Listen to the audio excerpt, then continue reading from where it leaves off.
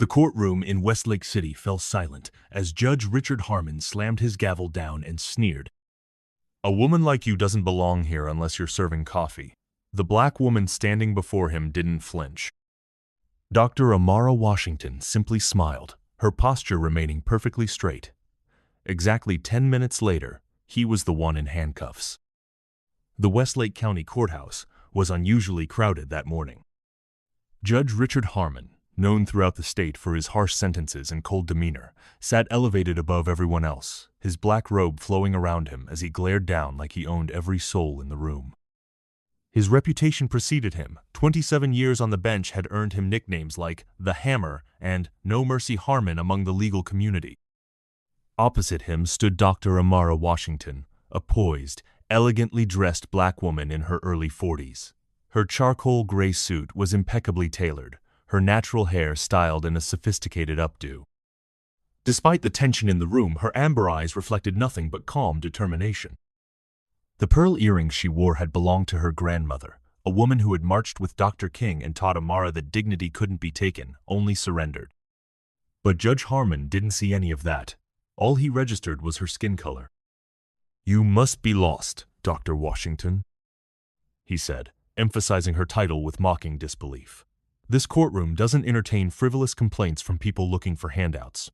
Scattered laughter echoed from the gallery, mostly from the regular courthouse staff who knew better than to not laugh at the judge's jokes.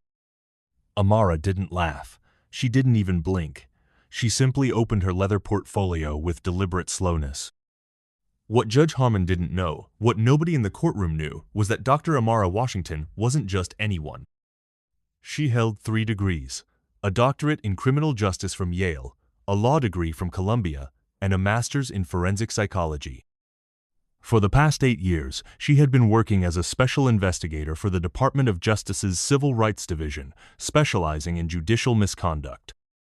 Before that, she had been a respected professor at Georgetown. But 15 years ago, her younger sister Zora had stood in a courtroom much like this one.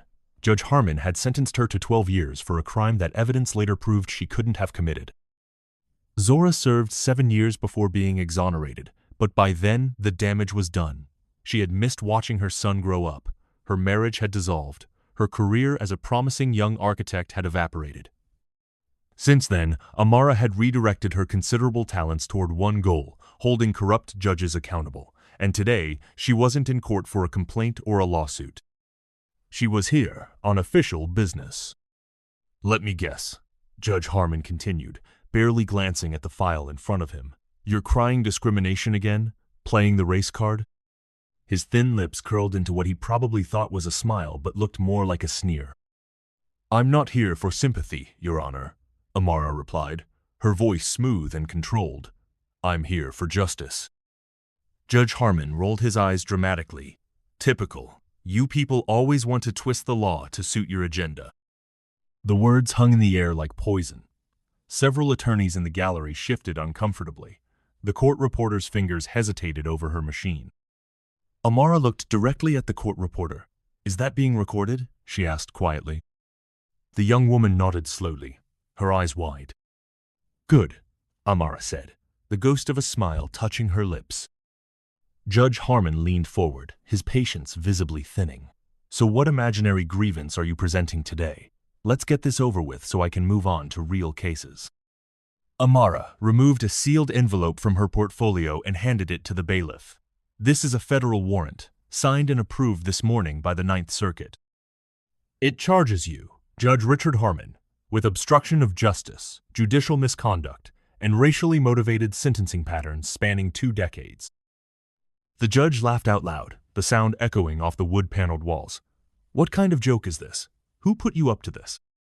Then Amara reached into her jacket pocket and produced her credentials. Special Investigator Dr. Amara Washington, Department of Justice, Civil Rights Division. Gasps filled the courtroom.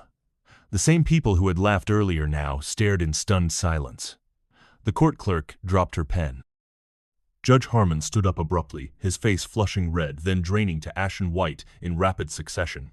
This is outrageous. You can't just walk into my courtroom and—" "You seem to be confused, Judge Harmon." Amara cut him off, her voice carrying effortlessly through the now silent room. "This isn't your courtroom anymore." She nodded to the clerk. "Please call in Agents Patel and Rodriguez."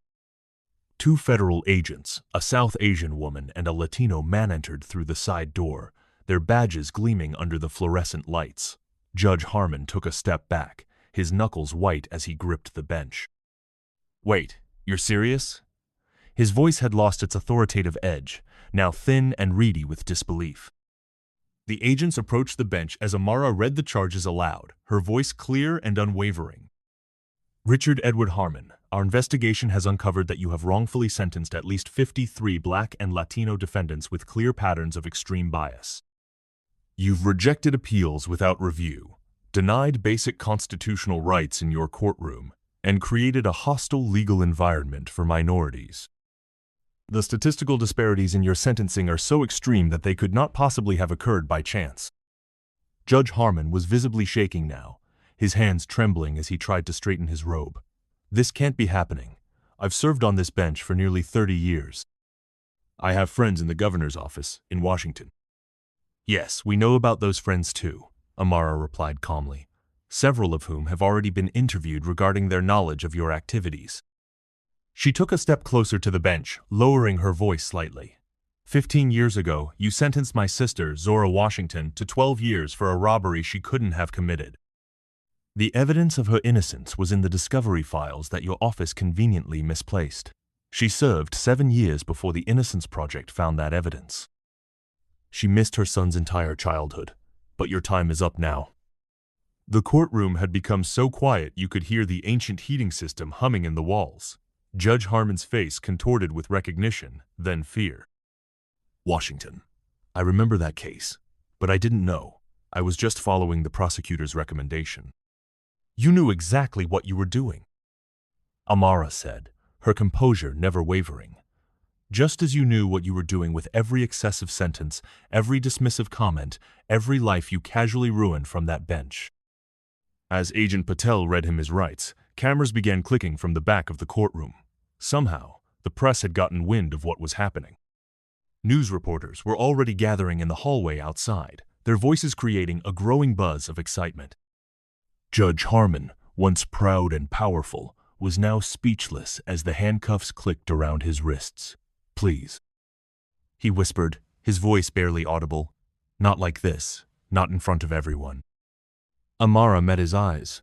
"My sister begged you for mercy in this very room. She told you she had a 5-year-old son who needed her. You told her she should have thought of that before becoming a criminal. You didn't grant her dignity then, but I'm not you." She turned to Agent Rodriguez. "Please ensure the judge is treated with the full respect due to any citizen accused of a crime. He is presumed innocent until proven guilty in a court of law." As he was escorted out, people in the courtroom began to murmur, then talk openly. Some were former defendants. Some were family members of those who had suffered under his rulings. One elderly Black woman stood up and simply said, "Thank you, Jesus," tears streaming down her face. After the commotion died down, Amara stood on the courthouse steps, the spring sunshine warming her face. Reporters thrust microphones toward her, shouting questions. But her attention was drawn to a young Black girl, no more than 12, watching from the edge of the crowd with wide, intelligent eyes. "Are you really going to put the judge in jail?" the girl asked when Amara approached her. Amara knelt down to meet her at eye level. "That's not up to me. He'll get something we make sure everyone gets now, a fair trial."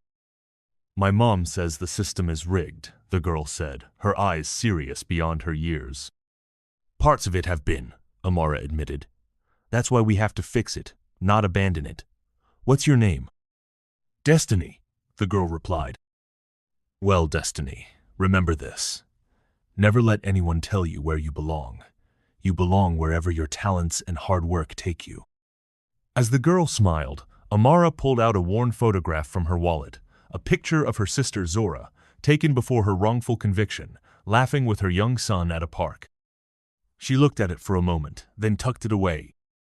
Facing the assembled news crews, Amara spoke clearly into the forest of microphones. "To everyone watching, never let power go unchecked. Never let prejudice wear a robe. And if someone tells you that you don't belong, don't argue, prove them wrong with your excellence." She paused, looking directly into the main camera. "I'm not a judge, but today, the scales of justice moved a little closer to balance." What the news cameras didn't capture was what happened next. As Amara walked back to her car, her phone rang.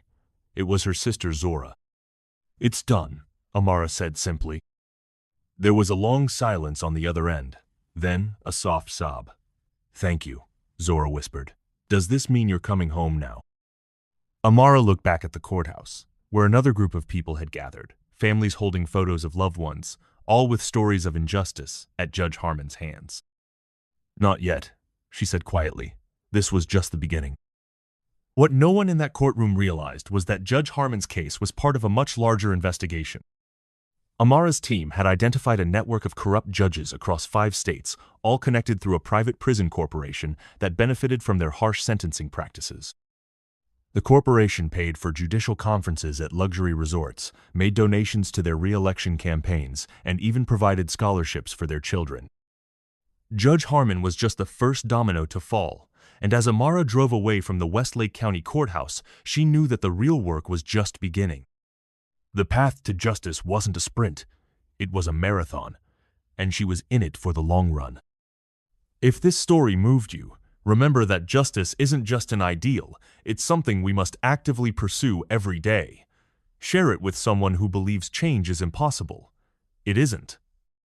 And if you've ever been told you don't belong somewhere, remember Dr. Amara Washington's words: you don't need permission to fight back, you just need courage.